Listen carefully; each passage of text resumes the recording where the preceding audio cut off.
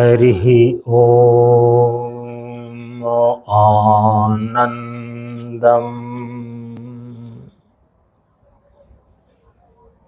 प्रशान्ति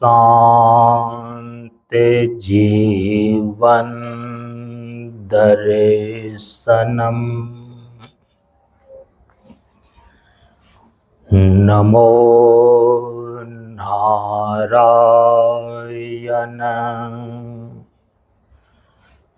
नारायणम्।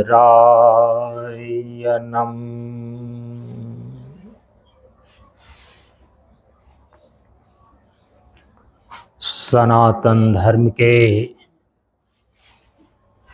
वैदिक परंपरा के अंतर्गत गुरु और शिष्य के बीच एवं वक्ता और श्रोता के बीच ज्ञान का आदान प्रदान होने के लिए प्रयुक्त वैदिक मंत्रों का पहले उच्चारण कर लें। ओम सहनाववतु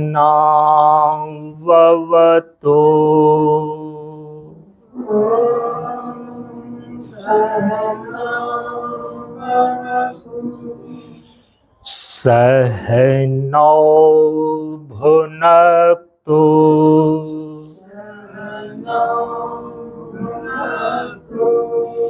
सह वीर्यं करवावहै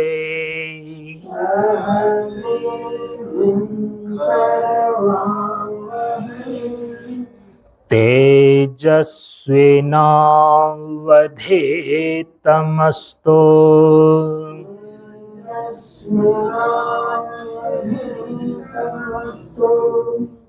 मा विद्विषावहै।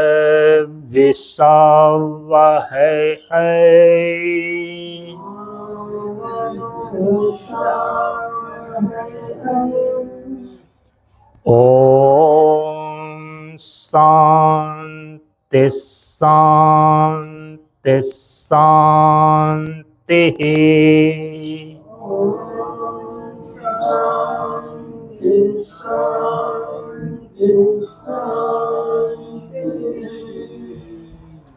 असतो मा सद्गमय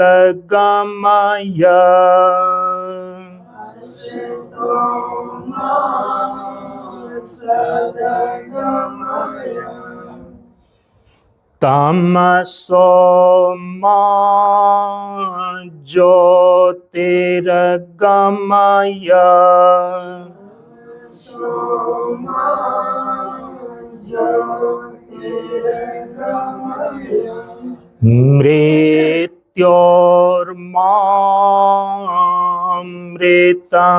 मृत्योर्मामृतमगमय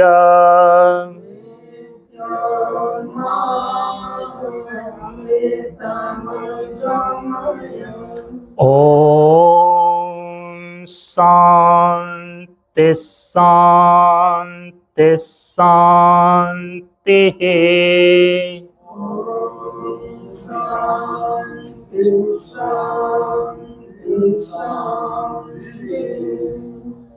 सभी लोग थोड़ी देर के लिए मौन एवं शांत रहें।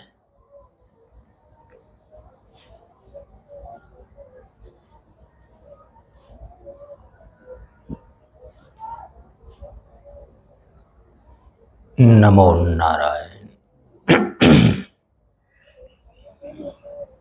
ब्रह्मानंदं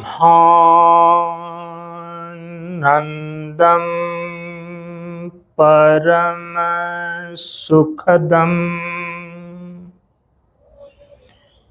केवलं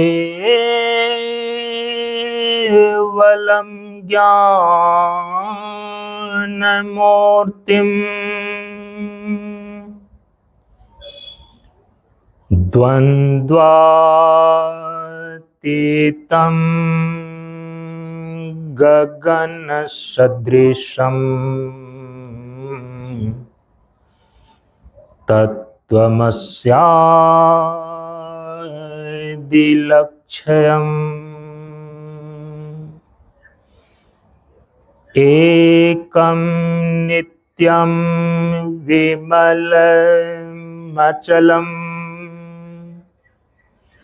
सर्वधि साक्षिभूतम्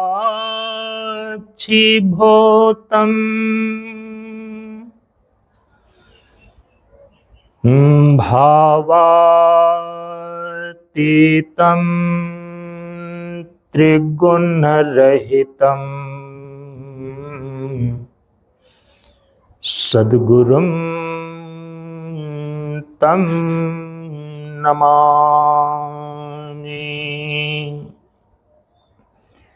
सद्गुरुं तं नमामि।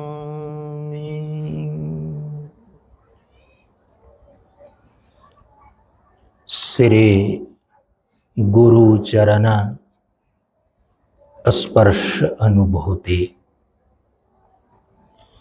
ज्ञान मार्ग सत्संग के सानिध्य में एवं शारदीय नवरात्र साधना अनुष्ठान के सत्संग सत्र में उपस्थित श्रद्धालु सत्संग प्रेमियों, ज्ञान बढ़े गुणवान के संगत,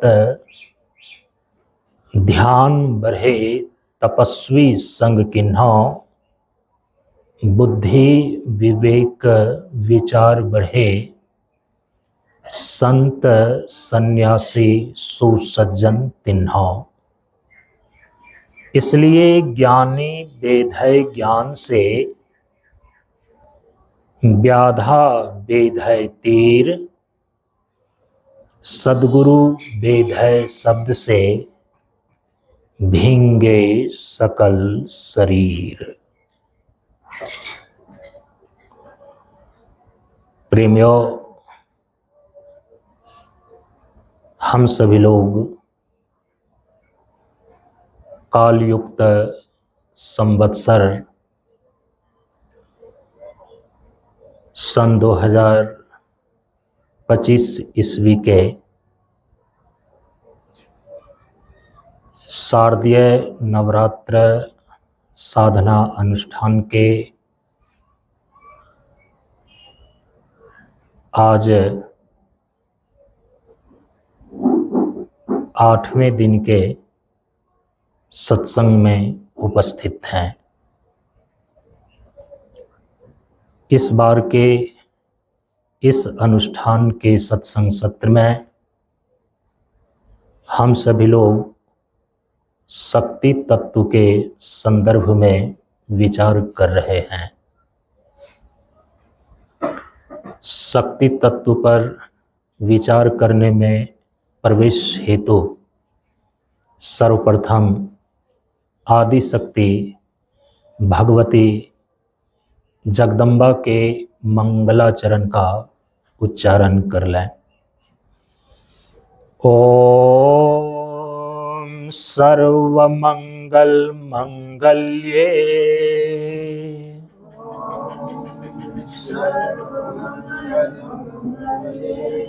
शिवे सर्वार्थ साधिके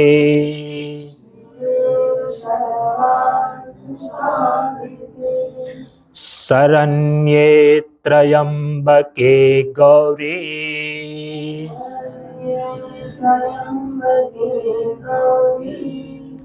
नारायणी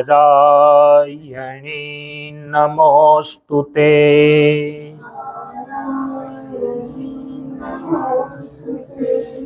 नारायणी नमोस्तुते।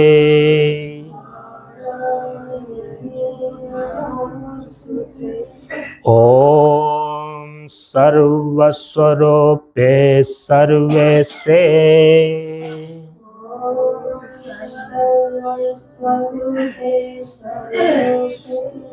सर्वशक्ति समन्विते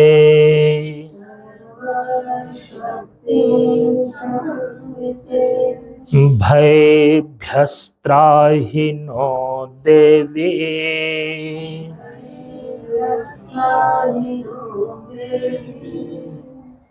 दुर्गे देवी नमोस्तुते।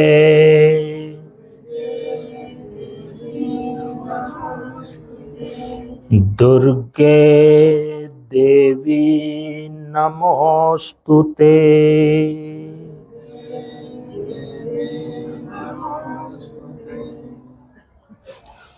ओम नमः चंडिकायै। ओम श्री दुर्गा देव्यै नमः।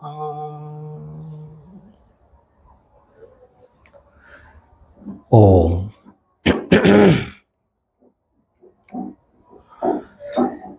हम सभी लोगों ने शक्ति तत्व के संदर्भ में पिछले दिन के सत्संग में यह विचार किया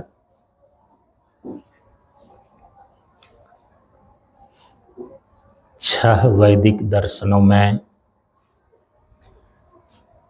अंतिम तत्व विचार के रूप में जो वेदांत दर्शन है,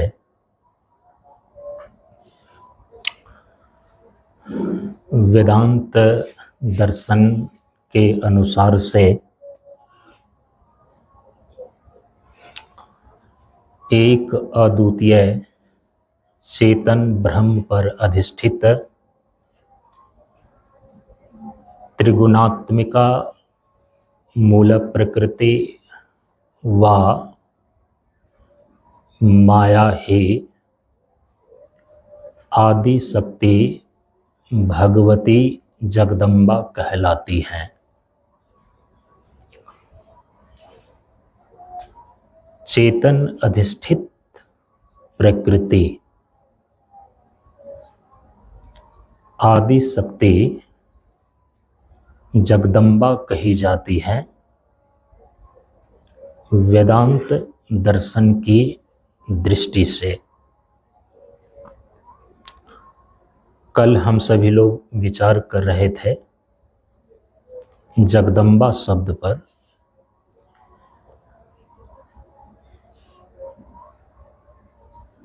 यह शब्द जो है उपासना के दृष्टिकोण से और दार्शनिक दृष्टिकोण से बहुत ही महत्वपूर्ण है।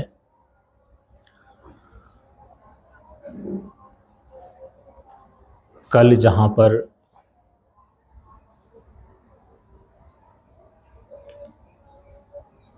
इस विचार को लेकर के विषयांतर हुआ था,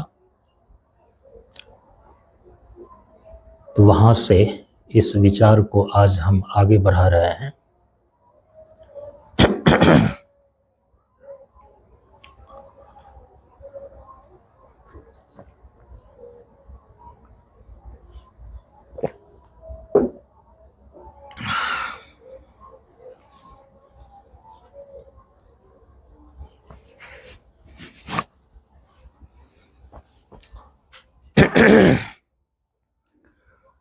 आपने कल के सत्संग में श्रवण किया कि जगदम्बा शब्द का जो शाब्दिक अर्थ होता है वह है जगत जोर अम्बा बराबर जगदम्बा। जगत का अर्थ जगत होता है। जगत के स्वरूप को समझना चाहिए कि हमारे तत्वदर्शी महापुरुषों ने जगत के स्वरूप को लेकर के जगत के किन किन तत्वों का निरूपण किया है। जगत माने क्या?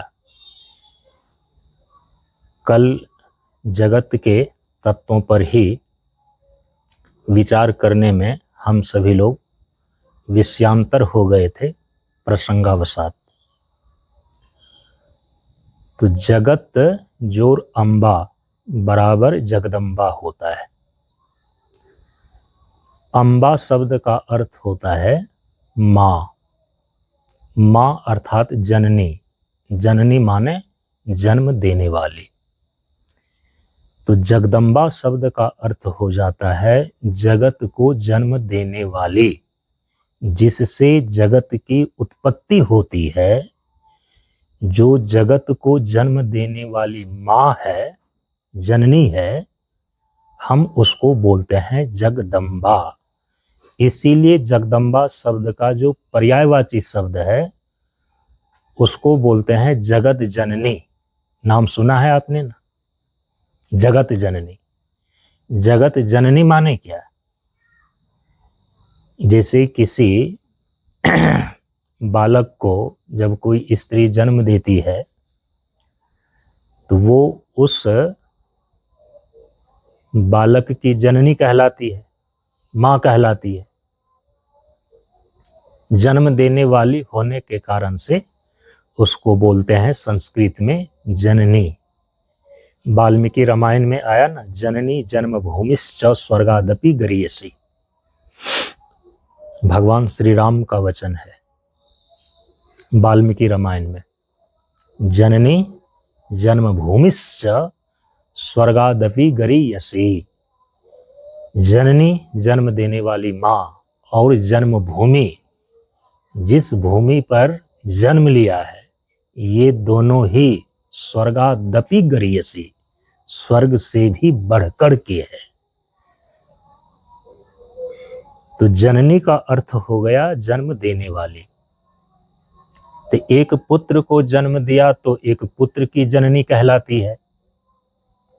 लेकिन जब बोलते हैं जगत जननी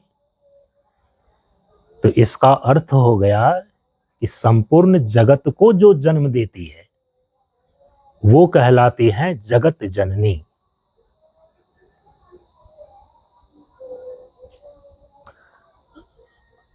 आजकल जगत जननी शब्द जो है उपाधि के रूप में भी प्रयुक्त होने लगा है। जैसे बोलते हैं जगत गुरु, तो संपूर्ण जगत का जो गुरु है उनको बोलते हैं जगत गुरु। व्युत्पत्ति अर्थ तो यही है, लेकिन जगत गुरु की उपाधि भी आजकल दी जाती है। उपाधि के रूप में भी प्रयुक्त होने लगा है ये शब्द। विद्या वारिधि बोलते हैं, ये उपाधि है। विद्या भास्कर बोलते हैं।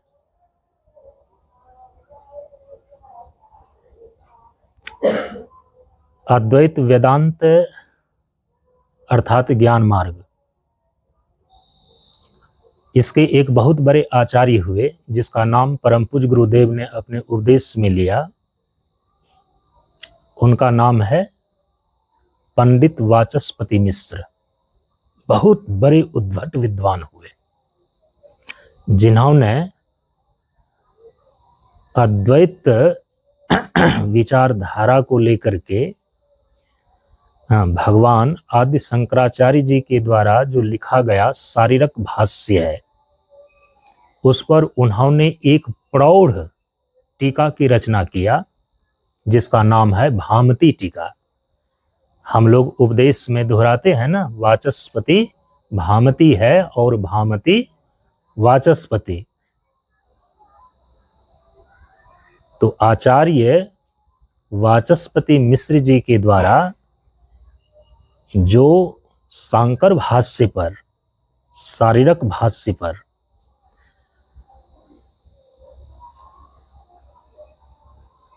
ज्ञान मार्ग के सिद्धांत पर, अद्वैत वेदांत पर टीका लिखी गई है, उसी टीका का नाम है भामती। तो इतने बड़े उद्भट विद्वान हुए तो केवल वेदांत दर्शन पर, तो वेदांत दर्शन किसको बोलते हैं दर्शन शास्त्र के क्षेत्र में?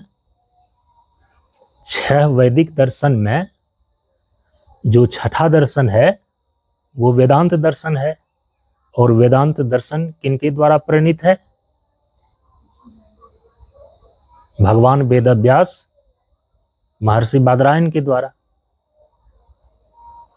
तो छह वैदिक दर्शनों में, और पिछले दिन बता करके आए हैं, वो बातें आपको हमेशा ध्यान में होनी चाहिए कि जो छह वैदिक दर्शन हैं, छह आस्तिक दर्शन हैं, यह क्या है? तत्व विचार की छह कक्षाएं हैं। जीवन और सृष्टि के जितने तत्व हैं और उनका जो विधिवत रूप से विचार किया गया है तत्वदर्शी महापुरुषों के द्वारा, उस तत्व विचार को ही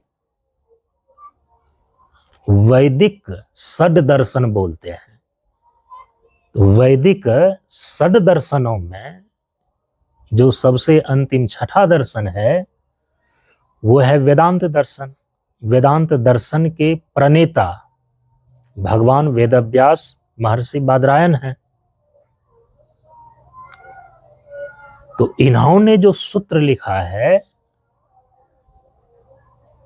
उस सूत्र का नाम है ब्रह्म सूत्र, और ब्रह्म सूत्र को ही बोलते हैं वेदांत दर्शन। दर्शन शास्त्र के क्षेत्र में वेद का विस्तार करने वाले, वेद का विभाग करने वाले होने के कारण से महर्षि बादरायण का एक उपनाम पर गया वेदव्यास। और वेद का जो ज्ञान कांड है उसको बोलते हैं उपनिषद।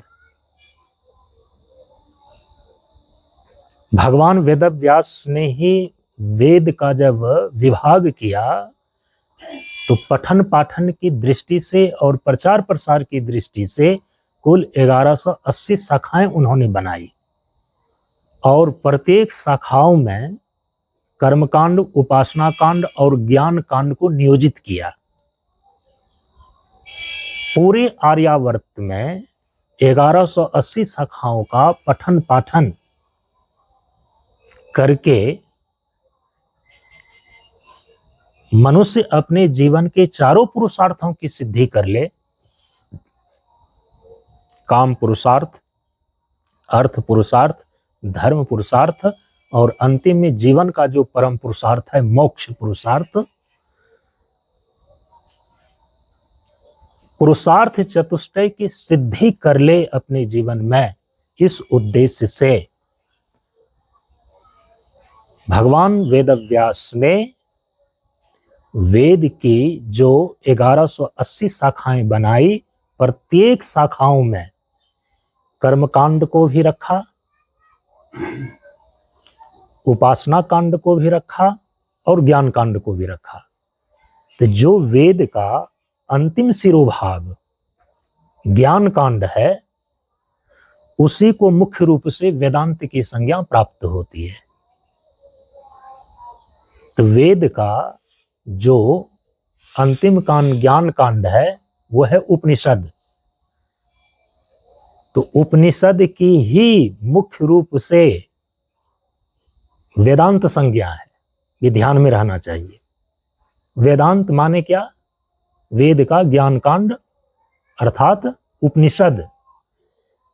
चूंकि वेदांत शब्द का शाब्दिक अर्थ ही होता है वेदानाम अंतः इति वेदांतः, वेद का अंतिम भाग, वेद का अंतिम शिरोभाग अर्थात ज्ञान कांड उपनिषद इति वेदांतः। तो जो वेद का शिरोभाग के रूप में, वेद का अंतिम भाग के रूप में ज्ञान कांड उपनिषद है, उसी को मुख्य रूप से वेदांत की संज्ञा प्राप्त है। अब भगवान वेदव्यास जी के द्वारा जो लिखे गए सूत्र हैं ब्रह्म सूत्र, उसको वेदांत क्यों बोलते हैं? दर्शन में उसको वेदांत दर्शन क्यों बोलते हैं? तो इसीलिए कई बार वेदांत और वेदांत दर्शन दोनों दो रूप से प्रयुक्त होते हैं। यदि केवल वेदांत है तो वहां वेदांत का सीधा अर्थ है वेद का शिरोभाग उपनिषद ज्ञान कांड, उसको बोलते हैं वेदांत। लेकिन जब वेदांत दर्शन बोलते हैं तो जो 6 वैदिक दर्शन में अंतिम जो छठा दर्शन है वेदांत दर्शन, वो वेदांत दर्शन ग्रहण होता है। और उस वेदांत दर्शन के रूप में कौन है? भगवान वेदव्यास जी के द्वारा जो लिखा गया ब्रह्मसूत्र है उसको बोलते हैं वेदांत दर्शन। अच्छा, भगवान वेदव्यास को ही महर्षि बादरायण बोलते हैं। वेदव्यास तो एक उपनाम है वेद का विभाग करने के कारण से।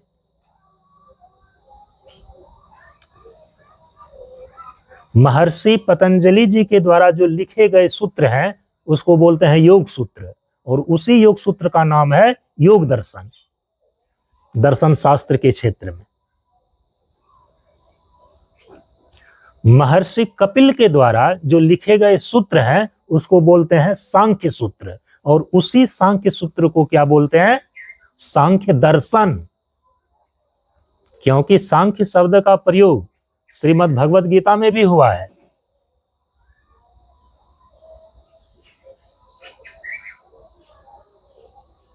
श्वेताश्वतरो उपनिषद में भी हुआ है।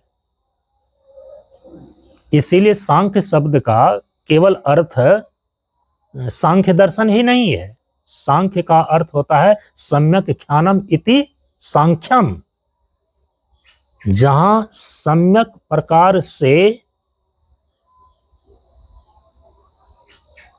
तत्व का ज्ञान का विवेक किया गया है, तत्व का विवेक किया गया है। सम्यक ख्यानम, ख्यानम माने ज्ञान, सम्यक ज्ञान को सांख्य बोलते हैं, ऐसा। लेकिन सांख्य दर्शन में सांख्य शब्द का सबसे ज्यादा अर्थ प्रचलित हो गया कि तत्वों की संख्या को निश्चित करने वाले दर्शन होने के कारण उसको सांख्य दर्शन बोलते हैं। तो महर्षि कपिल के द्वारा जो तत्व विचार किया गया है और उस तत्व विचार को उन्होंने जो सूत्र रूप में लिख दिया तो उसका नाम पड़ा सांख्य सूत्र, और उसी सांख्य सूत्र को बोलते हैं सांख्य दर्शन। महर्षि गौतम के द्वारा जो तत्व विचार किया गया और उन्होंने जब उसको सूत्र के रूप में निबद्ध कर दिया तो महर्षि गौतम के द्वारा लिखे गए जो सूत्र हैं वो है न्याय सूत्र, और उसी न्याय सूत्र को बोलते हैं न्याय दर्शन। महर्षि कनाद ने जो तत्व विचार किया है तो महर्षि कनाद के द्वारा किए गए तत्व विचार को जब उन्होंने सूत्र के रूप में लिख दिया तो उसका नाम ही उन्होंने दिया वैशेषिक सूत्र, और इसीलिए कहीं कहीं पर कनाद सूत्र भी कहा जाता है उसको, क्योंकि महर्षि कनाद के द्वारा लिखे गए हैं। तो कनाद सूत्र कहें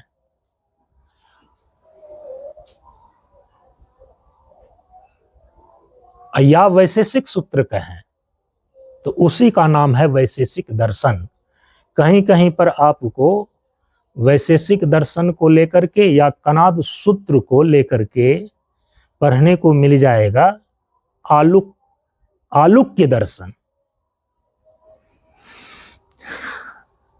आलुक के पुत्र होने के कारण से कनाद ऋषि को आलुक्य कहा गया है, और उनके द्वारा जो प्रणीत दर्शन है वैशेषिक दर्शन उसी का नाम है आलुक्य दर्शन। कहीं कहीं आलुक्या नाम ऐसा भी नाम आता है। आलुक्य ने जो कहा माने महर्षि कनाद ने जो कहा, जो वैशेषिक सूत्र में कहा, ये महर्षि जैमिनी के द्वारा जो तत्व विचार किया गया है ना उसको बोलते हैं। महर्षि जैमिनी ने जो तत्व विचार किया तो उन्होंने उसको फिर सूत्र के रूप में लिख दिया, तो उसको बोलते हैं जैमिनी सूत्र। और दर्शन शास्त्र के क्षेत्र में उसी को कहा जाता है कर्म मीमांसा दर्शन। जैमिनी सूत्र भी बोलते हैं, उसी को तो मीमांसा सूत्र भी बोलते हैं, धर्म मीमांसा सूत्र भी बोलते हैं, क्योंकि धर्म तत्व का सबसे ज्यादा वर्णन किया गया है महर्षि जैमिनी के द्वारा, जैमिनी सूत्र में। तो कर्म मीमांसा दर्शन बोल देते हैं या धर्म मीमांसा दर्शन भी उसी को बोलते हैं। तो महर्षि बादरायण जी के द्वारा जो तत्व विचार किया गया है ना, तो उन्होंने जो सूत्रबद्ध किया उसको, तो उस सूत्र का नाम है ब्रह्म सूत्र। तो महर्षि बादरायण ने मुख्य रूप से किन तत्वों का विचार किया है? तो ब्रह्म तत्व का किया है। और किस आधार पर किया है? कि महर्षि बादरायण के द्वारा जिस सूत्र की रचना की गई उसका नाम ही दिया गया ब्रह्म सूत्र। ब्रह्म सूत्र नाम क्यों दिया गया? क्योंकि ब्रह्म तत्व का ही मुख्य रूप से निरूपण किया गया है उसमें। ब्रह्म तत्व को अधिगम कराने के लिए जगत के जिन जिन अन्य अन्य तत्वों की व्याख्या की आवश्यकता पड़ी उसका भी उन्होंने निरूपण किया। लेकिन प्रयोजन क्या है, मुख्य उद्देश्य क्या है? जो परम तत्व ब्रह्म है, और वो परम तत्व ब्रह्म वेद की निष्पत्ति है, उपनिषद में प्रतिपादित है परम तत्व ब्रह्म। तो जो वेद के शिरोभाग उपनिषद में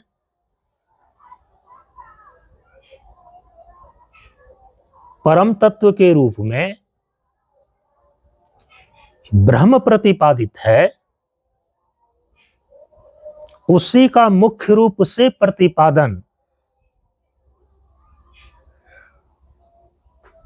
उसी ब्रह्म तत्व को बताने के लिए सूत्र की रचना उपनिषद के आधार पर महर्षि बादरायण ने किया। इसीलिए उस सूत्र का नाम पड़ गया ब्रह्म सूत्र। और चूंकि ब्रह्म जो है ये उपनिषद का मुख्य प्रतिपादित तत्व है, 1180 शाखाओं में जो ज्ञान कांड के रूप में उपनिषद विद्यमान है, उन 1180 प्रकार के उपनिषदों का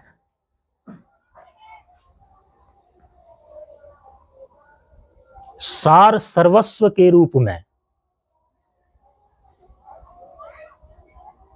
555 सूत्र की रचना भगवान वेदव्यास ने अर्थात महर्षि बादरायण ने की, और उसका नाम दिया गया ब्रह्म सूत्र। चूंकि वेद के अंतिम शिरोभाग जिसको उपनिषद कहते हैं और उसी उपनिषद की मुख्य संज्ञा वेदांत है, इसीलिए भगवान वेदव्यास ने उन्हीं 1180 उपनिषदों का सार रूप जो 555 सूत्रों वाला ब्रह्मसूत्र लिखा। उस ब्रह्मसूत्र की संज्ञा दर्शन शास्त्र के क्षेत्र में वेदांत दर्शन पर गया। उपनिषद का मुख्य रूप से संज्ञा है वेदांत, लेकिन उसी उपनिषद का सार रूप सूत्र लिखने के कारण से, ब्रह्मसूत्र लिखने के कारण से भगवान वेदव्यास के द्वारा जो प्रणीत दर्शन हुआ उसका नाम पड़ गया वेदांत दर्शन। वेदांत दर्शन जो है तत्व विचार की अंतिम कक्षा है, इसीलिए इसको उत्तर मीमांसा भी कहा जाता है। सभी का इसमें उत्तर दिया गया है। ये सारी बातें पहले भी थोड़ी थोड़ी मैंने बताई थी। प्रसंग किस चीज का चल रहा है यहां पर जो ये सारी बातें आई अभी?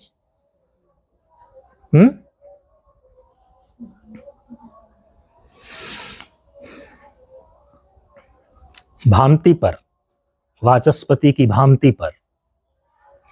और ये सारे शब्द भी आजकल जो है ना उपाधि के रूप में प्रयुक्त होने लगे हैं। इस पर विचार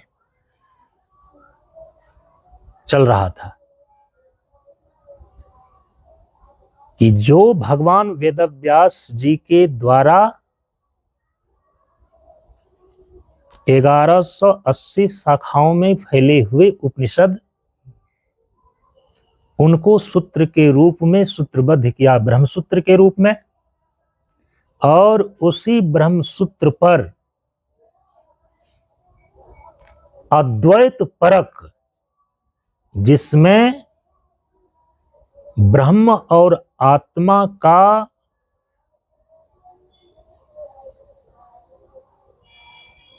ऐक्य बोध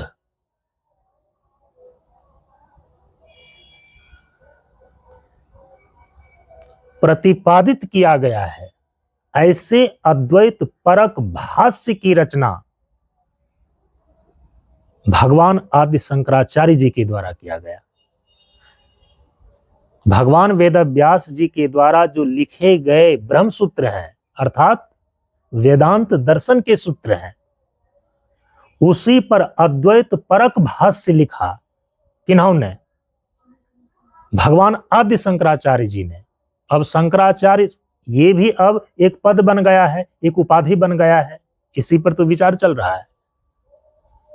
भगवान आदि शंकराचार्य अब उनके पद पर बैठे हुए अभी जो होते हैं वे भी जगत गुरु शंकराचार्य कहलाते हैं। ये आदि शंकराचार्य जी का ही आदेश है।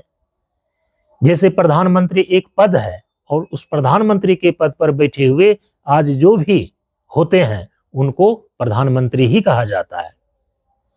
तो भगवान आदि शंकराचार्य जी ने वेदांत दर्शन पर अर्थात ब्रह्मसूत्र पर अद्वैत परक भाष्य की कालजयी रचना किया, जिसका तोड़ आज तक किसी दार्शनिकों ने नहीं निकाल पाया है।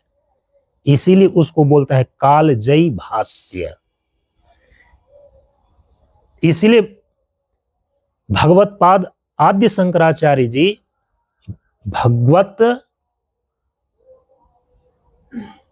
भगवान भाष्यकार के रूप में जाने जाते हैं। उन्होंने जितनी चीजों पर भाष्य लिखा है उतनी चीजों पर किसी आचार्यों के द्वारा भाष्य नहीं लिखा गया है। इसीलिए जब बोलते हैं ना भगवान भाष्यकार, भगवान भाष्यकार, तो भगवान भाष्यकार के रूप में किनको ग्रहण किया जाता है? भगवान भाष्यकार कहने का मतलब क्या होता है? आद्य शंकराचार्य, भगवत पाद आद्य शंकराचार्य। उन्होंने एक कालजयी भाष्य, मतलब कि काल के अंतराल में भी जिसका तोड़ आज तक नहीं निकाल पाया, उसको बोलते हैं कालजयी भाष्य। अद्वैत परक भाष्य लिखा और उनके भाष्य का नाम पड़ा शारीरक भाष्य। भगवान आदि शंकराचार्य जी के द्वारा जो वेदांत दर्शन पर ब्रह्मसूत्र पर भाष्य लिखे गए हैं, तो उनके भाष्य का नाम क्या है?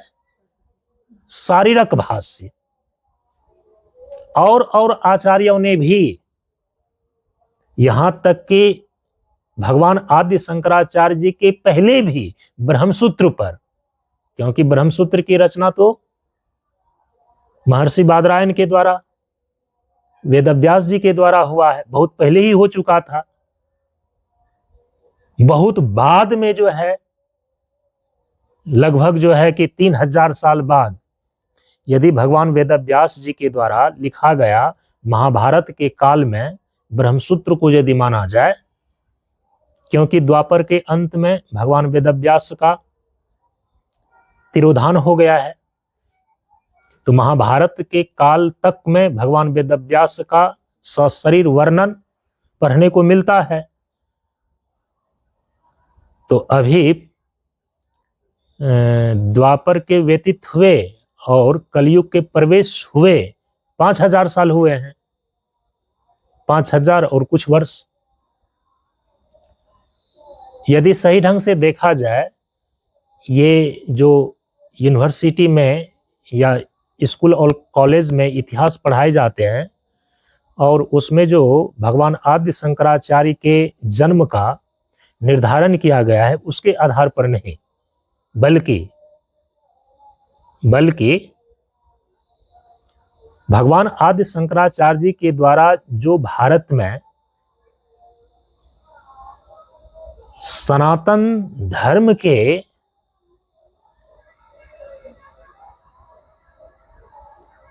केंद्र के रूप में उनके द्वारा 4 पीठों की स्थापना की गई है। पूर्व में पूरी पीठ, जगन्नाथ पीठ जिसको बोलते हैं, पश्चिम में द्वारिका पीठ,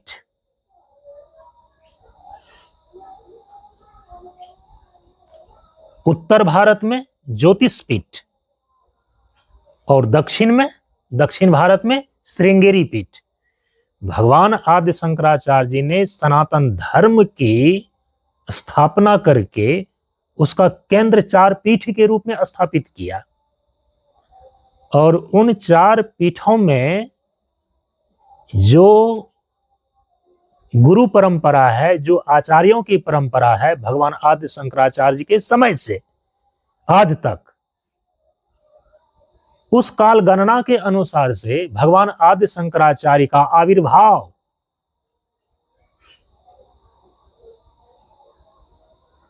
लगभग 2500 वर्ष पहले हुआ। ये स्कूल कॉलेज में जो आपको इतिहास पढ़ाए जाते हैं उसके अनुसार से कोई 8वीं शताब्दी मानते हैं, कोई 11वीं शताब्दी मानते हैं। माने कि वे लोग भगवान आदि शंकराचार्य के आविर्भाव काल को लेकर के 1000 वर्षों का समय दोलायमान रखे हुए हैं। लेकिन पीठ परंपरा के अनुसार से यह निश्चित होता है कि भगवान बुद्ध के अवतीर्ण होने के 100 साल के बाद ही, क्योंकि 2600 वर्ष लगभग हो रहे हैं भगवान बुद्ध के अवतरण का, भगवान बुद्ध के अवतरण के 100 साल के बाद ही भगवान आदि शंकराचार्य का आविर्भाव हुआ पीठ परंपरा के अनुसार से। और अभी जो इतिहास आपको स्कूल में पढ़ाए जाते हैं उसके अनुसार से 8वीं शताब्दी के लगभग भगवान आदि शंकराचार्य के जन्म माने जाते हैं। तो हम सभी लोग तो पीठ की परंपरा के अनुसार से भगवान आदि शंकराचार्य जी के आविर्भाव को मानकर के चलते हैं कि 2500 वर्ष पूर्व अर्थात भगवान बुद्ध के आने के 100 साल बाद भगवान आदि शंकराचार्य जी का आविर्भाव हुआ। तो ये 2500 वर्ष के लगभग मान लीजिए, और भगवान वेदव्यास का आना, उनका तिरोधान करना 5000 साल पहले हो चुका है। तो उसी समय में उन्होंने ब्रह्मसूत्र की रचना करी होगी।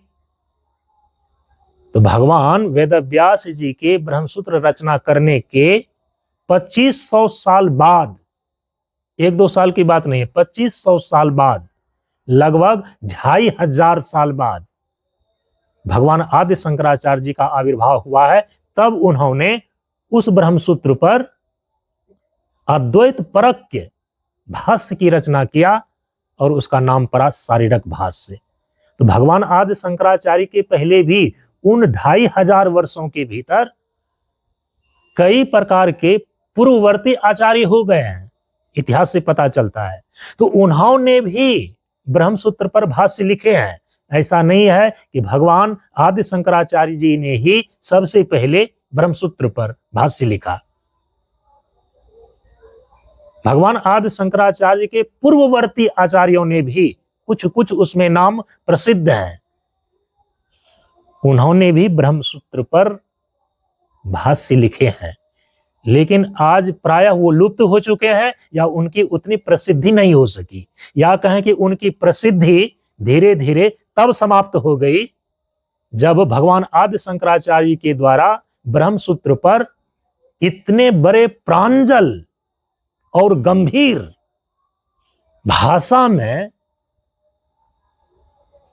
ब्रह्मसूत्र की इतनी सटीक व्याख्या और भाष्य कर दिया गया। भगवान आदि शंकराचार्य जी के द्वारा इनके भाष्य के सामने पहले के जितने भी प्रकार के भाष्य थे वे बौने पड़ गए।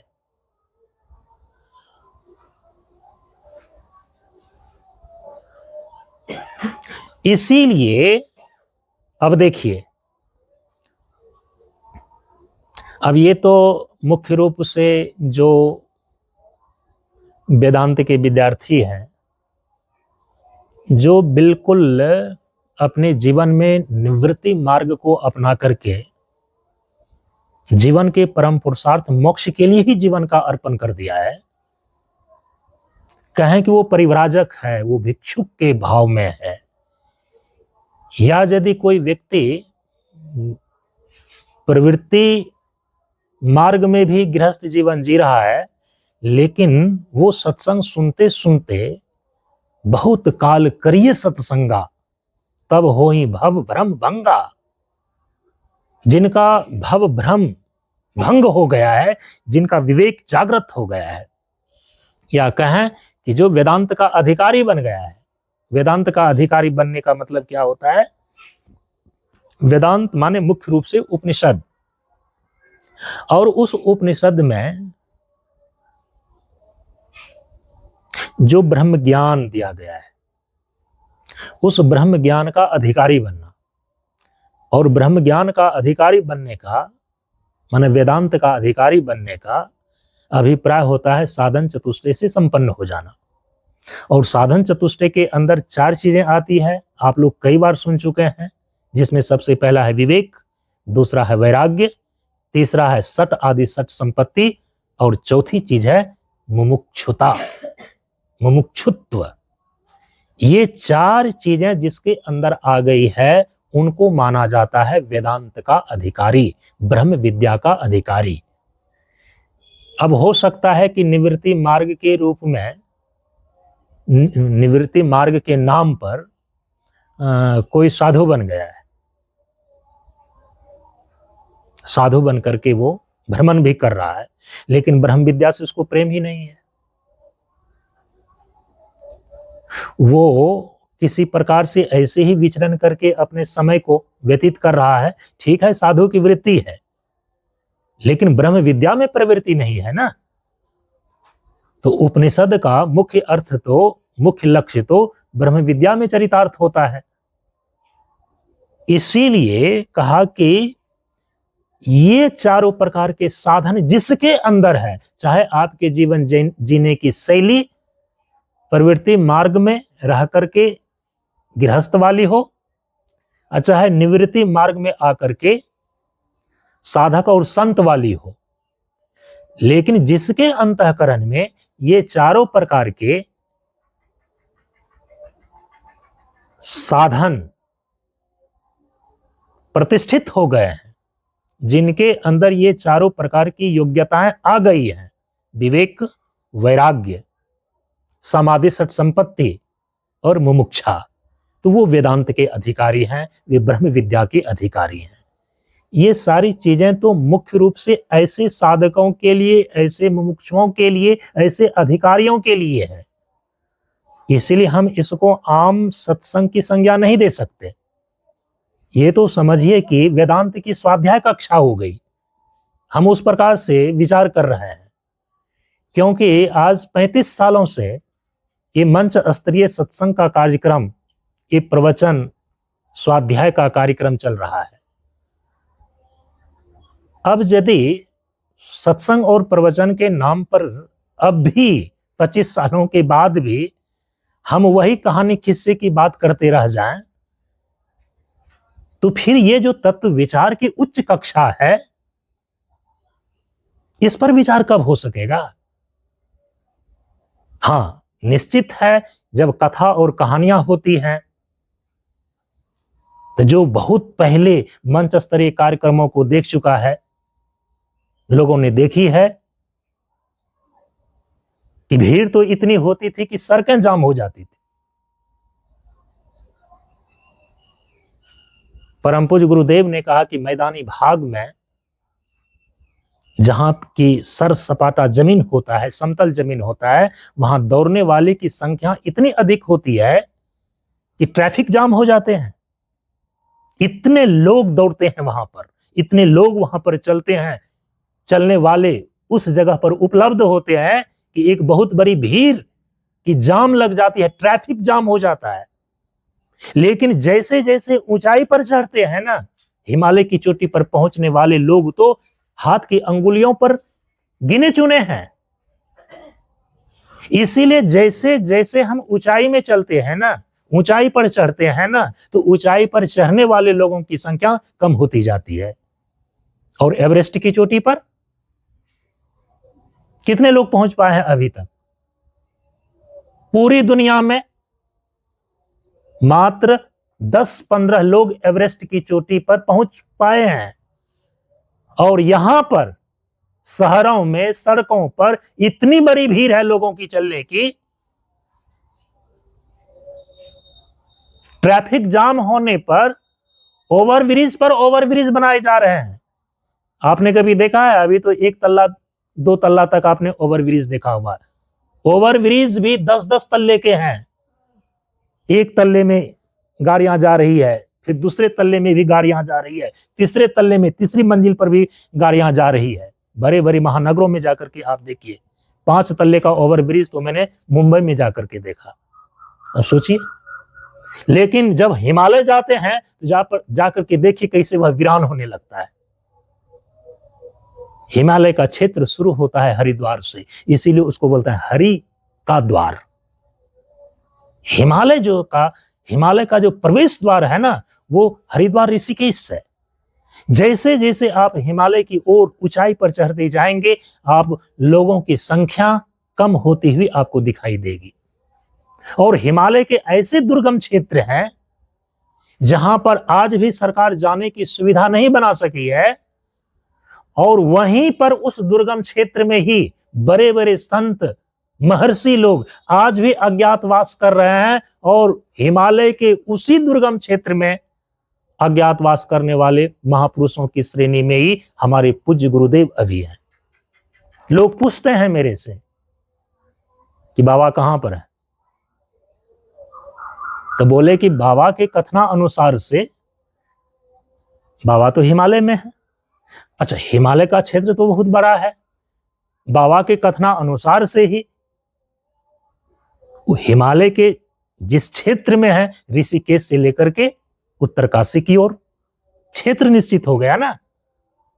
अब ऋषिकेश से लेकर के उत्तरकाशी का जो क्षेत्र है, ये परम पूज्य गुरुदेव ने ही कहा है कि मैं वहां जा रहा हूं। बहुत सारे लोग कहते हैं कि आप लोगों को 25 साल से बाबा का साक्षात दर्शन नहीं हुआ, तो आप लोग केवल जो है कि अपनी बनी बनाई कल्पना में और आशा में ही जी रहे हैं। हो सकता है कि उनका शरीर छूट गया हो। अरे, दूसरे लोग जो है इस प्रकार का अंदाजा लगा सकते हैं ना, लेकिन परम पूज्य गुरुदेव ने जो कहा है और उनके सानिध्य में जिन्होंने अपना जीवन व्यतीत किया है, आज फिर ये चीजें उस ओर बढ़ रही है, विषय उसी ओर चला जा रहा है।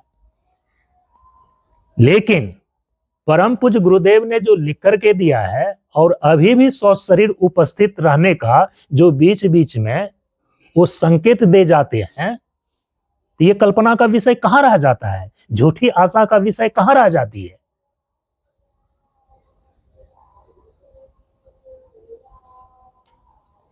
परम पूज्य गुरुदेव के गए हुए, हिमालय प्रस्थान किए हुए यहां से आज 25 साल हो गए, ठीक 25 साल हो गए। और 25 साल एक बहुत बड़ा समय होता है।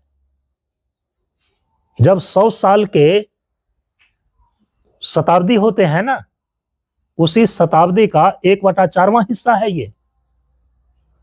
अब देखिए, 2000 ईस्वी में गए हैं और 2000 ईस्वी से लेकर के आज 2025 ईस्वी है, तो समझिए कि यह जो 21वीं सदी है ना, ये 21वीं सदी चल रही है ना, 21वीं सदी का 1/4 भाग, चौथाई भाग पूरा हो रहा है 21वीं शताब्दी का, क्योंकि 25 साल इस बार पूरे हो रहे हैं। तो 25 साल पूरे होने का मतलब अभी क्या हो रहा है कि 21वीं सदी का 1/4 हिस्सा पूरा हो रहा है। और परम पूज्य गुरुदेव के गए हुए भी 25 साल हो रहे हैं, माने शताब्दी का 1/4 हिस्सा पूरा हो रहा है। इन 25 सालों में उन्होंने अपने सशरीर जीवित रहने का 3 बार संकेत और प्रमाण पत्र के द्वारा भेज चुके हैं। तो इसीलिए झूठी आशा या स्वयं की कल्पना का विषय नहीं रह जाता है। परम पूज्य गुरुदेव अभी भी सशरीर हिमालय के उस दुर्गम क्षेत्र में अज्ञातवास कर रहे हैं। और आपको ध्यान में रखना चाहिए, ये आज सभी लोग अज्ञातवास जो शब्द का प्रयोग कर रहे हैं ना, ये अज्ञातवास शब्दों का प्रयोग मैंने ही पहले किया। परम पूज्य गुरुदेव ने कहा कि मैं हिमालय प्रस्थान कर रहा हूं, ऋषिकेश की ओर जा रहा हूं, और सभी लोगों को आशा थी कि 1 साल में और 3 साल के अंदर, 1 साल में या नहीं तो 3 साल के अंदर उनका सशरीर दर्शन सुलभ होगा। लेकिन जब वह संभव नहीं हो सका तो फिर ये चर्चा होने लगी कि फिर अब बाबा के विषय में क्या बताया जाए। तो मैंने कहा कि अज्ञातवास कर रहे हैं, और अज्ञातवास जो है कि पारिभाषिक शब्द है। अज्ञातवास का मतलब नहीं होता है कि आदमी है ही नहीं है। पांडव जब 13 वर्षों का अज्ञातवास कर रहे थे तो पांडव मर गए थे क्या? आम व्यक्तियों की नजर में वह अज्ञात हो, लेकिन स्वयं कहीं ना कहीं निवास करता हो, उसको बोलते हैं अज्ञातवास। परम पूज्य गुरुदेव आज 25 सालों से हिमालय के दुर्गम क्षेत्र में अज्ञातवास कर रहे हैं। अभी पिछले महीने ही हरिद्वार में वेदांत परंपरा के ही एक बहुत बड़े परम आदर्श पूज्यपाद स्वामी प्रणव चैतन्यपुरी जी महाराज से प्रश्नोत्तरी का कार्यक्रम चला। YouTube पर शांतानंद मिशन प्रशांत योग आश्रम चैनल पर वो उपलब्ध है, जिनको जिज्ञासा हो तो वहां पर जाकर के देख सकते हैं। उस प्रश्नोत्तरी में उनसे प्रश्न किया गया है मेरे द्वारा, और फिर उन्होंने उनका उत्तर दिया है। और बहुत ही उसमें ऐसे ऐसे प्रश्न किए गए हैं जो भी योग की क्रिया करने वाले साधक हैं और जो भी वेदांत के विद्यार्थी हैं, जो वेदांत के नाम पर कई बार योग साधना को छोड़ देते हैं और कई बार योग साधना करने के आग्रह पर वेदांत के सिद्धांतों को भूल जाते हैं, ऐसे दोनों ही साधक विद्यार्थी के लिए वो जो महाराज जी के साथ प्रश्नोत्तरी का कार्यक्रम 13 एपिसोड में किया गया है, आप जाकर के वहां पर देखना, आपको बहुत सारी गुत्थियों का समाधान मिल जाएगा, बहुत सारी गुत्थियां सुलझ जाएंगी, बहुत सारे योग और वेदांत को लेकर के जो सैद्धांतिक भ्रम की स्थिति है उसका निवारण हो जाएगा। तो वहां पर भी अंतिम में मैंने परम पूज्य गुरुदेव का थोड़ा सा जो है कि परिचय दिया है, और वहां पर मैंने कहा है कि परम पूज्य गुरुदेव इसी हिमालय के दुर्गम क्षेत्र में अभी अज्ञातवास कर रहे हैं।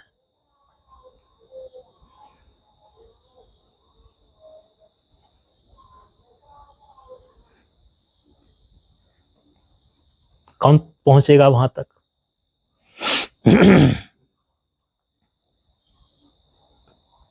जब यहाँ मैदानी क्षेत्र में परम पूज्य गुरुदेव थे तो लोगों को भगाने के लिए लाठी चलानी पड़ती थी।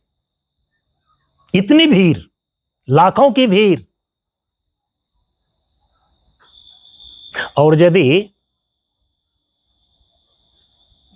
भगवान करे यदि ये चीजें सुलभ हो जाए सबके पुण्य प्रभाव से, पुण्य के उदय से, कि दर्शन देने का एक बार परम पूज्य गुरुदेव मन बना लें और सबको दर्शन के लिए यदि छूट मिल जाए तो कितने लोग वहां पहुंच पाएंगे? क्या मैदानी भाग में जितने लाखों की भीड़ को हटाने के लिए लाठी डंडे चलाने पड़ जाते थे, क्या इतनी ही लाखों की भीड़ हिमालय की उस दुर्गम क्षेत्र पर दर्शन के लिए पहुंच पाएगी? नहीं पहुंच पाएगी ना। क्योंकि जो उच्च धरातल होते हैं, जो ऊंचाई होती है, वहां पर सबकी गति नहीं होती, ये नियम है। परम पूज्य गुरुदेव ने कहा कि जब तत्व का उच्च विचार होता है ना, वो सबके समझ का विषय नहीं रह जाता।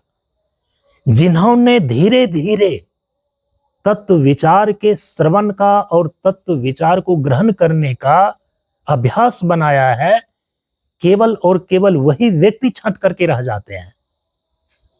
जहां हजारों की भीड़ होती थी, आज वहां पर गिने गिनाए संख्याओं में लोग क्यों बचे हुए हैं? उसके पीछे कई कारण हैं। तो जो उच्चतम तत्व विचार है, उनके अधिकारी कम रह जाते हैं। जहां ऊंचाई पर चढ़नी है, वे सबका विषय नहीं रह जाता, ये नियम है। तो इन 25 से लेकर के 35 सालों की स्वाध्याय और प्रवचन की यात्रा में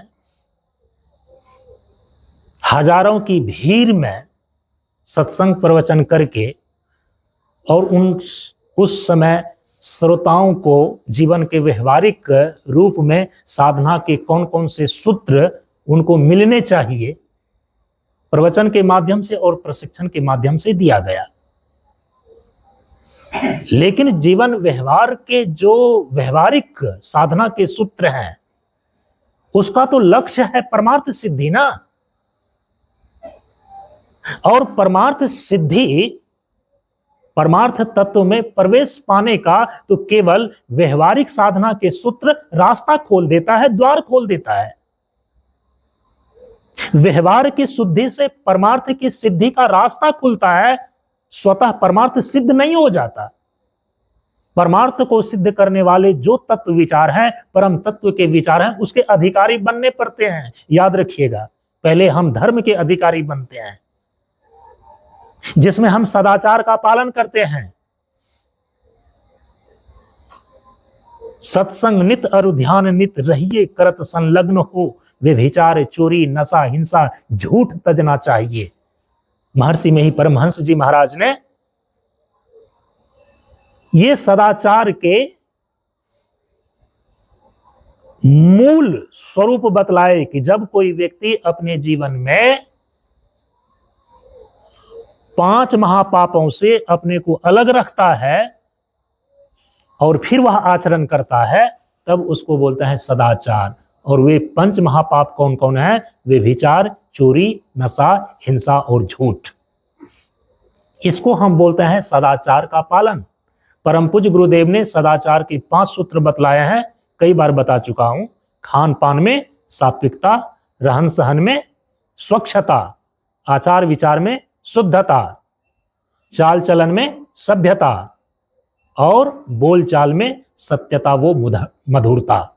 ये सदाचार के 5 सूत्र हैं, तब आप कहलाते हैं सदाचारी। अधिकारी बनने के लिए पहले आपको सदाचारी होना आवश्यक है, फिर कहीं जाकर के आपको योग में प्रवेश होता है।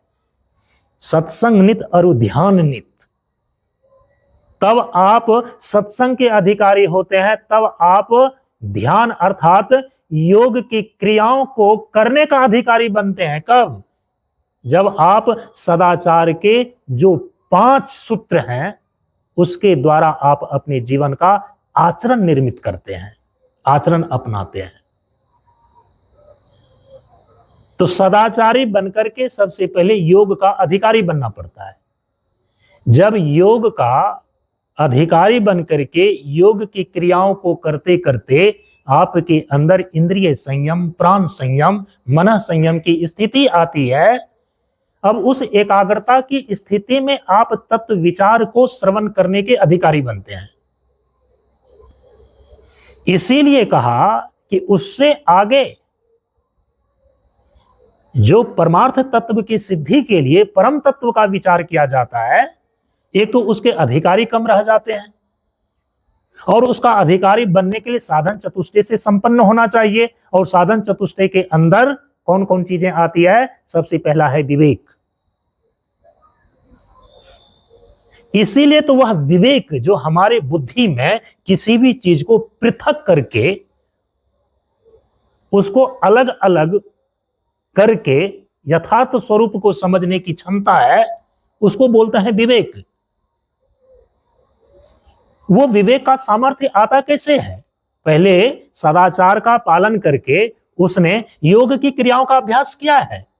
3 साल, 6 साल, 9 साल, हम लोगों ने 12 साल तक योग की क्रियाओं को पचाया है अपने भीतर, परम पूज्य गुरुदेव के मार्गदर्शन में। जो 4 साल तक लगातार प्रशिक्षण मिला, उन्होंने कहा कि इन्हें 12 साल तक तुम्हें करना है, तब परम तत्व जो ब्रह्म है उसका अधिगम होने का तुम्हारे अंतःकरण में रास्ता खुल सकेगा। नहीं तो परम तत्व का विचार तो उपनिषदों में किया गया है, महापुरुषों के द्वारा किया जाता है, लेकिन आपकी उसमें प्रवृत्ति नहीं होती है, वो अधिगम ही नहीं हो पाता है। उसके लिए तो पहले सदाचार का पालन करके आपको योग की क्रियाओं का अभ्यास करना होगा।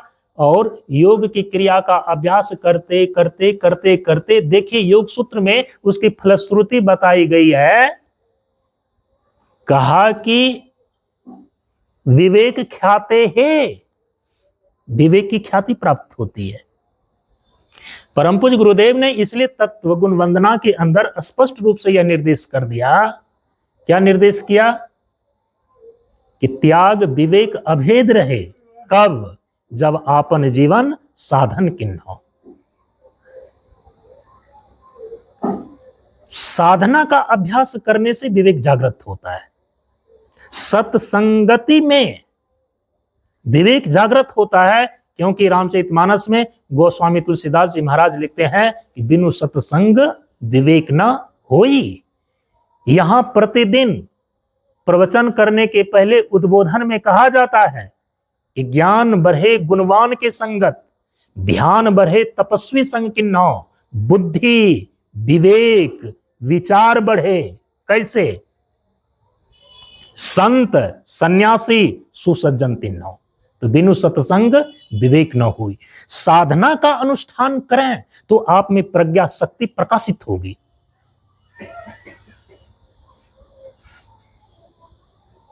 योगांग अनुष्ठानात अशुद्धि क्षय दीप्ति ही।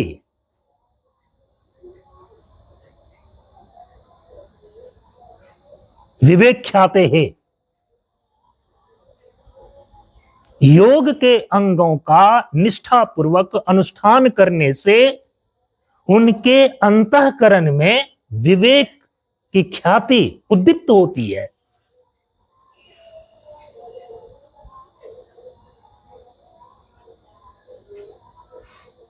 तो योग साधना का अनुष्ठान करके, योग की क्रियाओं का अनुष्ठान करके सबसे पहले उन्होंने अपनी बुद्धि को सूक्ष्म कर लिया है, एकाग्र कर लिया है, तभी वह वेदांत का अधिकारी होगा। तो पहला साधन चतुष्टय में सबसे पहला ही साधन है विवेक। इसके बाद है वैराग्य। योग साधना की क्रिया में उन्होंने इंद्रिय संयम के द्वारा इतनी क्षमता प्राप्त कर लिया है, योग की क्रिया करते करते उनकी बुद्धि जो सूक्ष्म हो गई है, अंतर्मुखी हो गई है, वे नित्य और अनित्य पदार्थों का विवेचन करने में सक्षम हो गया है।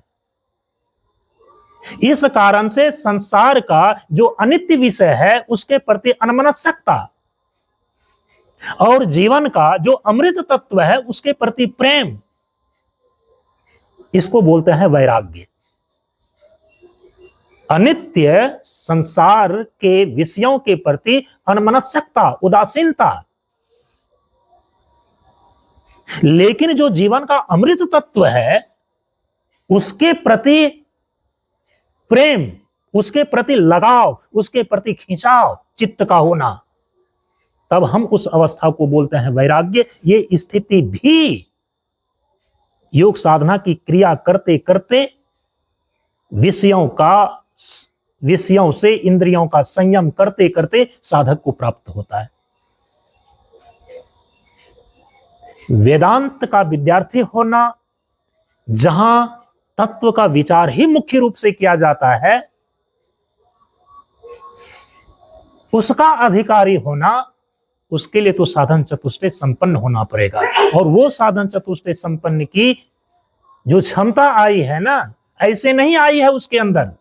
उन्होंने पहले सदाचार का पालन करके संयम पूर्वक योग के जो यम और नियम है उसका पालन करके, यम और नियम पूर्वक योग के अंगों का विधिवत अनुष्ठान किया है। 3 साल, 6 साल, 9 साल, 12 साल तक ईमानदारी पूर्वक उन्होंने उसका अनुष्ठान किया है। तब उसके चित्त में ये क्षमताएं आती है, विवेक का, वैराग्य का।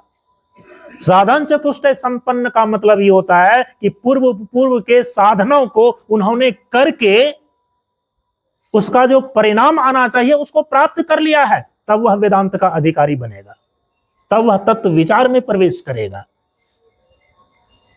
और बिना परम तत्व का विचार किए हुए परमार्थ की सिद्धि नहीं होती, परम पुरुषार्थ की सिद्धि नहीं होती। वैराग्य के बाद जो तीसरा साधन बतलाया वो है सट आदि सट संपत्ति। वो सम आदि सट संपत्ति, उसमें 6 चीजें आती है: सम, दम, उपरम, तितिक्षा, श्रद्धा और समाधान। और तीसरी जो चीजें हैं वो है मुमुक्षुत्व। मुमुक्षुत्व का मतलब है कि अब उनके जीवन में इतनी समझ विकसित हो गई, इतना विवेक उनका पक्का हो गया कि उनकी समझ अब डमाडोल हो ही नहीं सकती है कि जीवन का लक्ष्य मोक्ष नहीं है, जीवन का लक्ष्य कुछ और है।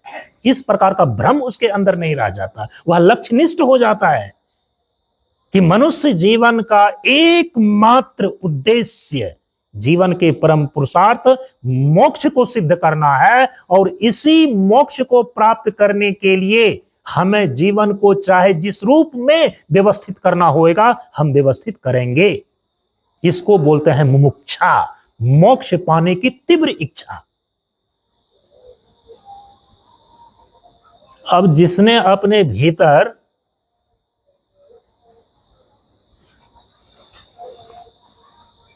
ये मान्यता ही बना करके रख लिया है कि अरे सुना है कि ये शरीर जो है ना मरता है, आत्मा नहीं मरता। भले शरीर मर जाएगा लेकिन जीवात्मा तो नहीं मरेगा, फिर पुनर्जन्म लेंगे, फिर क्या जाएगा साधन।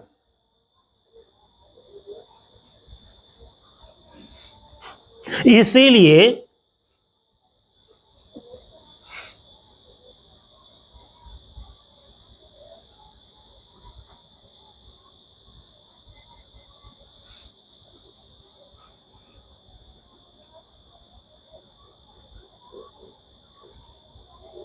वे जीवन के परम पुरुषार्थ को साधने वाले साधन में अपने जीवन को विनियुक्त नहीं करते, संसार के विषय प्रपंच में इस आत्मघाती तर्क के द्वारा वो भटकाए रखता है जानबूझ करके। लेकिन जो वैसे क्रांत तत्वदर्शी महापुरुष हैं उन्होंने तो चेतावनी में कहा कि जो काल करे सो आज कर ले, जो आज करेगा सो अब, पल में प्रलय होएगा, बहुरी करेगा कब।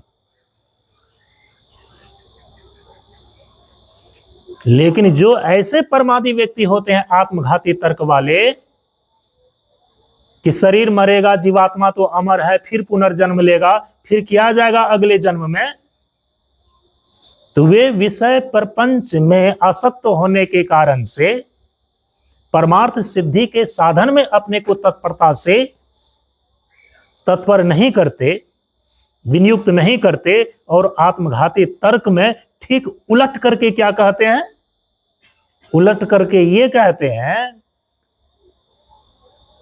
जो आज करे सो कल कर ले। जो आज करना है ना, जल्दीबाजी करने की कोई जरूरत नहीं है।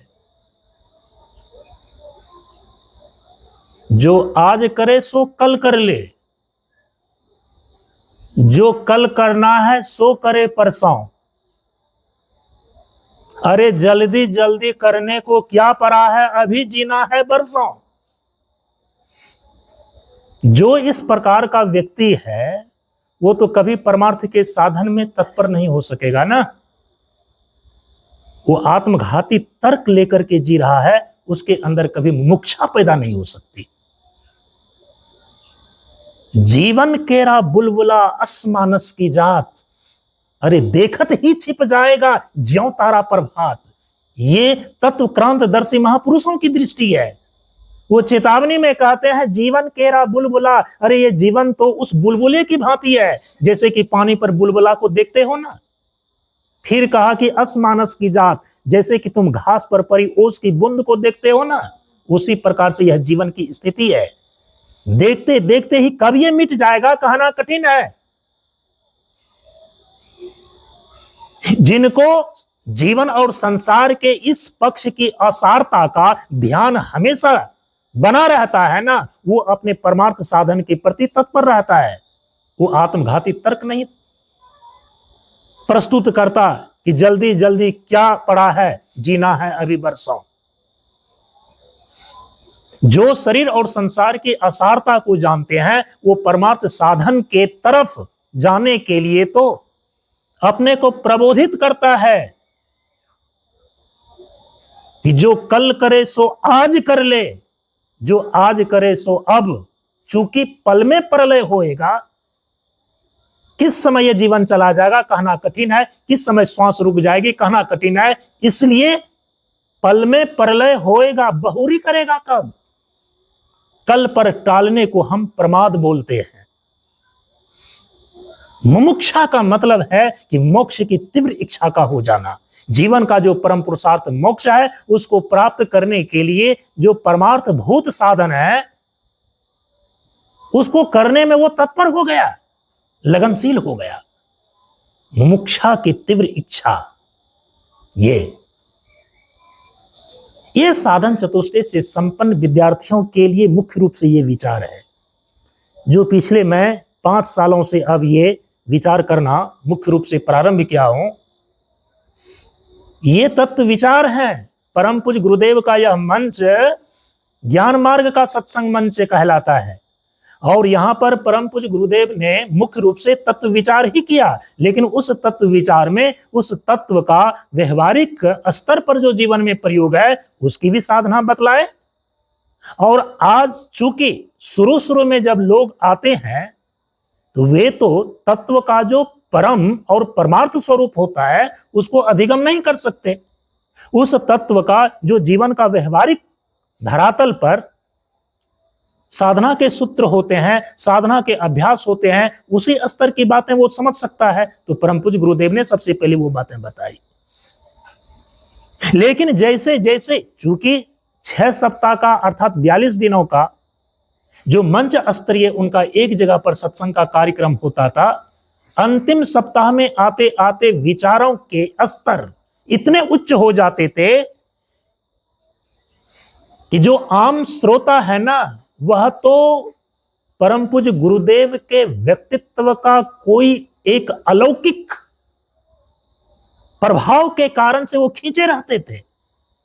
और अधिकांश श्रोता, अधिकांश जनता ये कहते हुए सुनी पाई जाती थी कि परम पूज्य गुरुदेव की बातें, बाबा की बातें इतनी उच्च स्तर की होती है, मुझे समझ में तो नहीं आती है, लेकिन वहां पर सुनना, सुनने के लिए बैठना और परम पूज्य गुरुदेव को देखना अच्छा लगता है। उनके व्यक्तित्व का वो आकर्षण था, आदमी समझे या ना समझे लेकिन उनकी ओर खींचे चले जाते थे। लेकिन उसी हजारों और लाखों की भीड़ में 5-10 ऐसे श्रोता, 100 ऐसे श्रोता ही होंगे अंतिम सप्ताह में जो उच्च विचार तत्व के प्रस्तुत किए जाते थे उनका वो अधिगम कर पाते होंगे। समझ रहे हैं इस चीजों को? बहुत सारे लोगों की भीड़ तो अंतिम में इसलिए जुट जाती है कि अब फिर से दोबारा दर्शन नहीं हो सकेगा। वो ज्ञान की बातों को समझने के लिए नहीं जा रहा है, केवल वो दर्शन लाभ करने के लिए जा रहे हैं। समझ रहे हैं इस चीजों को? लेकिन जैसे जैसे किसी भी चीज की कक्षाएं अंतिम होती है ना, तो विचार के स्तर भी वहां पर उच्च हो जाते हैं। तो परम पूज्य गुरुदेव ने प्रवचन के दरमियान में, प्रशिक्षण के दरमियान में हमेशा यह निर्देश दिया कि बच्चा इस बात को ध्यान रखना कि ये प्रवचन के रूप में जो तत्व विचार किए जा रहे हैं, ये जीवन के व्यवहारिक साधना के सूत्र के रूप में है। लेकिन इसका परिणाम ये है कि जो इसको, इस साधना के सूत्र को, कि पंच तत्वों का समुचित प्रयोग और सभी इंद्रियों का संतुलित उपभोग स्वास्थ्य और शांति प्रदान करता है। एकादशी साधना है और दान सिद्धि, स्वाध्याय साधना है और चरित्र सिद्धि। इन सारे सूत्रों को जो अपने जीवन में अपनाता है, एक दिन उसके अंदर क्षमता आएगी कि वह जो परमार्थ भूत परम तत्व ब्रह्म के रूप में तुम्हारा ही पारमार्थिक स्वरूप है, उनके यथार्थ स्वरूप का अनुभव, अनुभूति की क्षमता आने लगेगी। परम तत्व के विचार में तुम्हारा प्रवेश होगा। लेकिन विडंबना है कि परम पूज्य गुरुदेव ने जो तत्व विचार का व्यवहारिक स्वरूप प्रस्तुत किया, 14 सालों तक प्रस्तुत किया, प्रशिक्षण के दरमियान में व्यवहारिक और पारमार्थिक स्वरूप तत्व के बताए, लेकिन लोगों को तत्व का पारमार्थिक स्वरूप का प्रतिपादन और उसका निर्देशन अधिकांश व्यक्तियों के ध्यान में नहीं है। तत्व का जो व्यवहारिक स्वरूप है, प्रकृति के पांचों तत्वों का समुचित प्रयोग करने की साधना, उनका विचार केवल वही थोड़ा थोड़ा ध्यान में रह गया है, और 25 सालों में तो वे विचार भी भूल गए, क्योंकि फिर साक्षात परम पूज्य गुरुदेव का वो तत्व विचार का सत्संग श्रवण करने का मौका ही नहीं मिला। परम पूज्य गुरुदेव के ही हम शिष्य हैं, उन्हीं के श्रोता हैं। जो इस अहंकार में लेकर के बैठा, तो उनकी बातों को बताने वाले कुछ कुछ उनके ब्रह्मचारी और महात्मा हुए, तो उनकी भी बातों का अनादर किया, इस कारण से भी वो भूल गए। लेकिन परम पूज्य गुरुदेव ने तत्व के व्यवहारिक और पारमार्थिक दोनों स्वरूपों का उन्होंने निर्देशन दिया है, जो कि उनके उपदेश के द्वारा विदित होता है। इसीलिए जो तत्व का विचार करने वाले तत्वदर्शी महापुरुष हैं, जिन जिन महापुरुषों से जब कभी भी उनसे दरस परस करने का मौका मिलता है, 2, 4, 5, 10 मिनट बात करने के बाद धीरे धीरे परम पूज्य गुरुदेव के उपदेश और इनके विचार दर्शन के आधार पर मैं बात करना शुरू करता हूं। और आज तक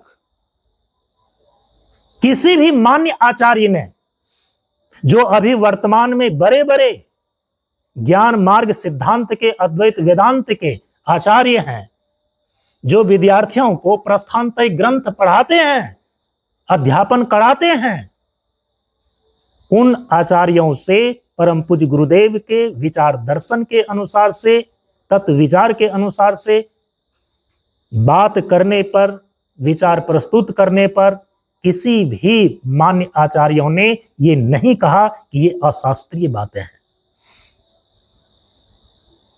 उसी प्रश्नोत्तरी कार्यक्रम में आप जाकर के देखना, अंतिम दिन में उन्होंने कहा कि जिस महापुरुष के श्री चरण में आपने शिष्यत्व ग्रहण करके इन सारी बातों को जाना और समझा है, जो कि तत्व विचार की जिज्ञासा लेकर के इतने सारे प्रश्न आपने किया है, तो अपने गुरुदेव के बातों को संक्षेप में 10 मिनट के अंदर आप रख दें, क्योंकि उनकी बहुत बड़ी संस्था है, उनका भी अपना चैनल चल रहा था और हम लोग भी अपने चैनल पर इन सारी चीज़ों को डाल रहे थे। अंतिम 4 दिनों में तो उन्होंने इसका जो है कि लाइव प्रसारण किया, सीधा प्रसारण किया था। तो अपने गुरुदेव के विचार दर्शन को 10 मिनट के अंदर आप रख दें, ताकि सारे लोगों को पता चल सके। मैंने उसमें बतलाया था। और 8 मिनट के अंदर परम पूज्य गुरुदेव के तत्व विचार का जो दर्शन है, ये मैंने प्रस्तुत किया कि उनकी तत्व मीमांसा क्या है, उनकी ज्ञान मीमांसा क्या है, उनकी आचार मीमांसा क्या है। और उस 8 मिनट के अंदर सुन लेने के बाद आज आप जाकर के देख सकते हैं, उसमें परम आदर्श आचार्य की उपाधि उन्हें प्राप्त है, महामंडलेश्वर की उपाधि उन्हें प्राप्त है। और उन्होंने अपनी अंतिम उसमें निष्पत्तियां दी है विचार को सुन करके कि यदि उनके उपदेशों के आधार पर आपने तत्व विचार के रूप में जो उनकी तत्व मीमांसा, ज्ञान मीमांसा और आचार मीमांसा को 8-10 मिनट के अंदर जिस रूप में आपने प्रस्तुत किया है, यदि इसी रूप में है तो मैं आपको कहता हूं, चूंकि मैं पूरे के पूरे वेदांत परंपरा के अंदर प्रस्थान त्रय ग्रंथ को पढ़ाने का ही आचार्यत्व का काम कर रहा हूं, और इन बातों को सुन करके मैं बिल्कुल निसंकोच और स्पष्ट रूप से कह सकता हूं कि आपने जो भी बातें कही है अपने गुरुदेव के विचार दर्शन का, वो किसी भी प्रकार से अशास्त्रीय नहीं है, माने शास्त्र प्रमाण के विरुद्ध नहीं है।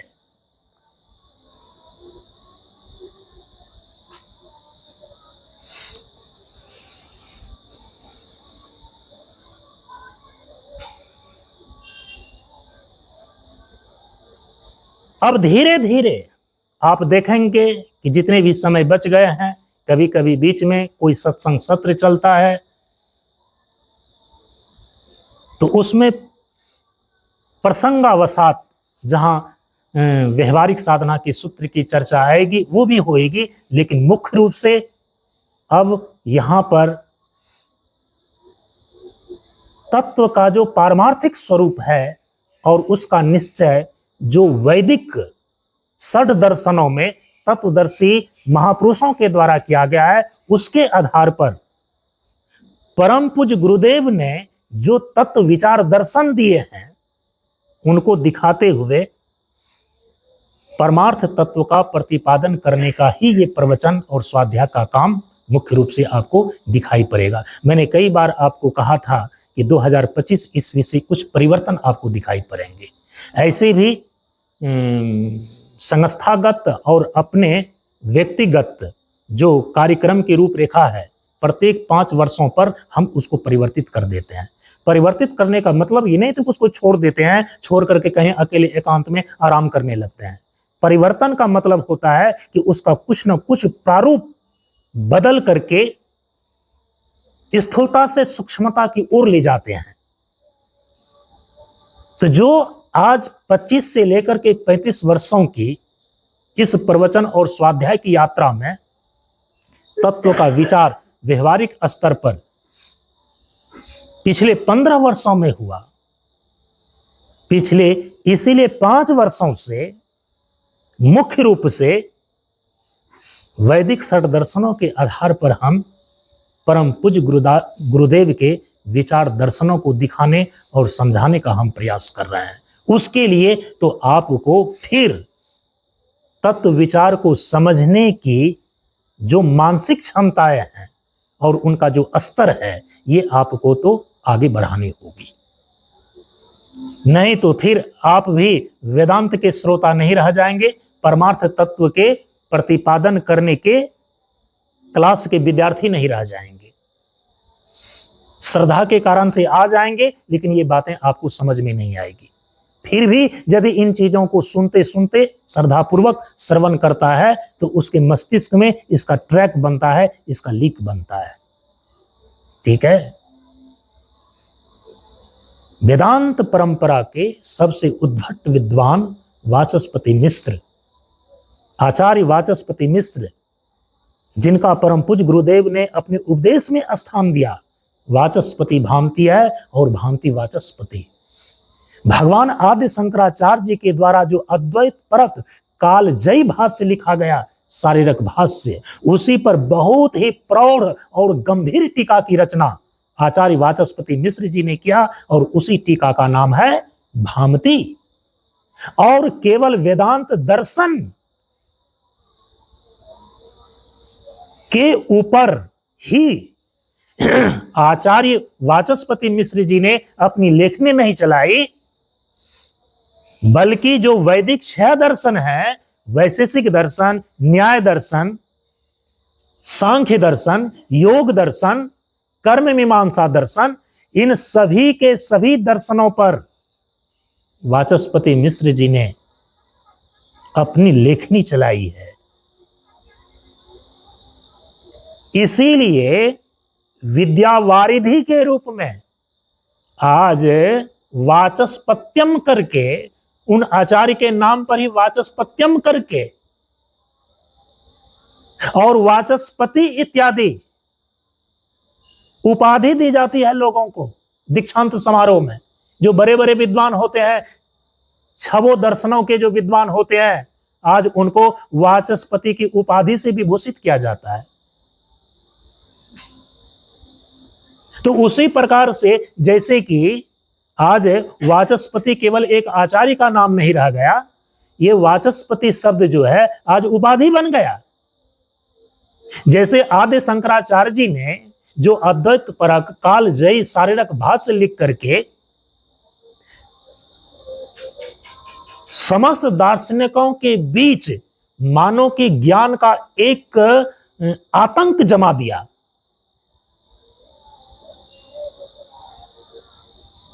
तो आज उन शंकराचार्य के नाम पर वो शंकराचार्य उपाधि बन गई। उनके पीठों पर आज जो भी प्रतिष्ठित होते हैं उनको जगत गुरु शंकराचार्य ही कहा जाता है।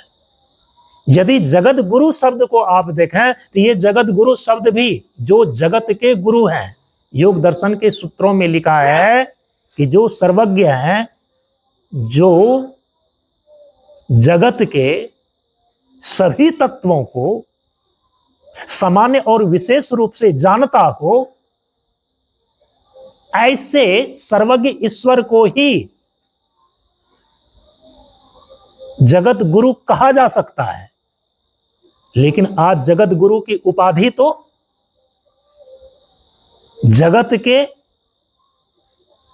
स्थूल सूक्ष्म तत्वों पर विचार करने वाले महापुरुषों को भी प्राप्त है। वैसे ही जगत जननी शब्द जो है ना, तो आज जगत जननी शब्द भी उपाधि बन गई है। आज यदि किसी ने अपने व्यवहार को कोई स्त्री, कोई महिला इस रूप में प्रस्तुत करती है कि वह किसी एक व्यक्ति विशेष के लिए ममता की मूर्ति नहीं बनती, बल्कि वह समस्त संसार के लोगों के लिए आदर्श भूता के रूप में प्रस्तुत हो जाती हैं। तो स्वामी रामकृष्ण परमहंस जी की जो धर्म पत्नी थी माता शारदा, उनको जगत जननी की उपाधि दी गई। समझ रहे हैं ना? एक तो जगत जननी तत्व है कि जो जगत को उत्पन्न करता है, जिससे संपूर्ण जगत की उत्पत्ति हुई है, उसको जगत जननी जगदम्बा बोलते हैं। एक जगत जननी शब्द आज उपाधि के रूप में प्रयुक्त होने लगा है कि जो जगत जननी जैसा व्यवहार करे, ये मेरा बेटा है, ये मेरी बेटी है, केवल इस मोह और ममता के घेरे में रखकर वह किसी व्यक्तिगत संबंध से जुड़ करके ना रहे, बल्कि एक समष्टि भाव से जुड़ जाए कि संपूर्ण जगत के लोगों को यदि पुत्रवत दृष्टि से वह देखने लगे, उनके अंदर इस प्रकार से मातृत्व भाव आ जाए, तो फिर उस आदर्श भूता स्त्री को भी जगत जननी शब्द से विभूषित कर दिया जाता है। जगत जननी अर्थात जगदम्बा, जगत को उत्पन्न करने वाली, जगत को जन्म देने वाली। और यदि इसको तात्विक दृष्टिकोण से देखते हैं जगदम्बा शब्द को, तो जगदम्बा शब्द का मतलब ही होता है जगत कारण। कारण का मतलब ही होता है जिससे उत्पन्न होता है, उसको बोलते हैं कारण। तो जगत की उत्पत्ति जिससे होती है वो जगत कारण कहलाता है। तो जगदम्बा शब्द का शाब्दिक अर्थ हो गया कि जगत को जन्म देने वाली, जगत को उत्पन्न करने वाली। और यदि तत्व की दृष्टि से जगदम्बा को देखेंगे तो जगदम्बा शब्द का तात्विक अर्थ निकल करके क्या आता है? जगत कारण, मतलब संपूर्ण स्थूल और सूक्ष्म जगत का जो कारण है, हम उसको बोलते हैं जगदम्बा, हम उसको बोलते हैं जगत जननी।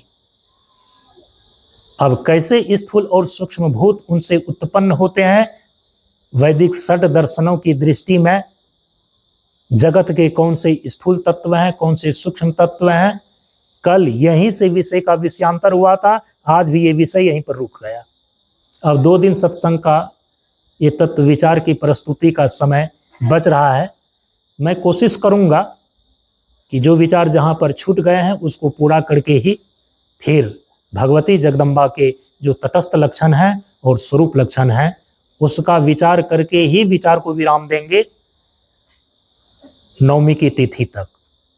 ठीक है, इसी आशा के साथ अपनी वाणी को विराम, शेष चर्चाएं कल के सत्संग में। आज इतना ही। ओम पूर्णमदः पूर्णमिदं पूर्णात् पूर्णमुदच्यते पूर्णस्य पूर्णमादाय पूर्णमेवावशिष्यते। ओम शांति शांति शांति। हरि ओम। श्री गुरुभ्यो नमः। हरि